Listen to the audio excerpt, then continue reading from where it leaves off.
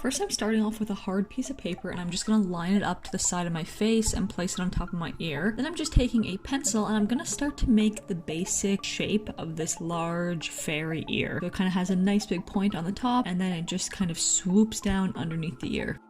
Here's how the ear is looking. So we have the basic shape. I'm just gonna go ahead and make the same, cut it on another piece of paper so we have two identical ears.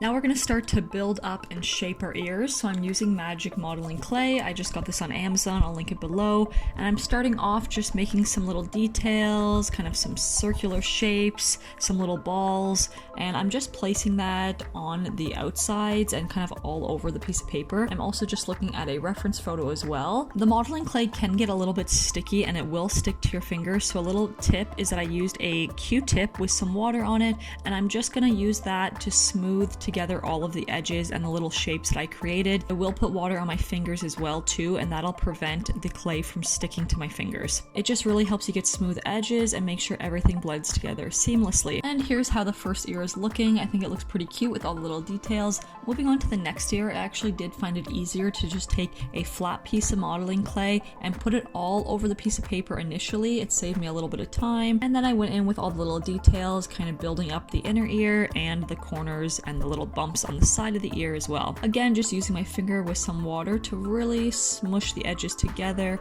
blend everything out, taking the Q-tip and just repeating the same process as the first ear. Next, I'm taking some pink water activated paint and I'm just applying that all over the ear. You could definitely use an acrylic paint as well. You would just need to wait for it to dry.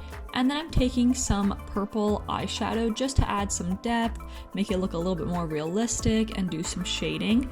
And then I have a white water activated paint that I'm just going to add on the high points just so a few things pop out a little bit. And this is how both of the ears look together. I'm really happy with it. I think they look really cute. Now we need the ears to be able to stick onto our actual ears, so we need some support. So I ended up cutting two rectangular pieces of hard paper and just kind of giving it a bend on the end, and then I took some super glue and attached it to the back of the ears. So these two rectangular pieces will actually be what sticks onto my ear, so then the bigger large ears that we just created will have more support. And then I just cut off the ends, and this is how they both look together. I'm just holding it up before I put any makeup on. It took no time at all to create this, and this is how they look with all of the makeup on together. And that is it. I hope you guys enjoyed this video. Thank you for watching, and I'll see you in the next one.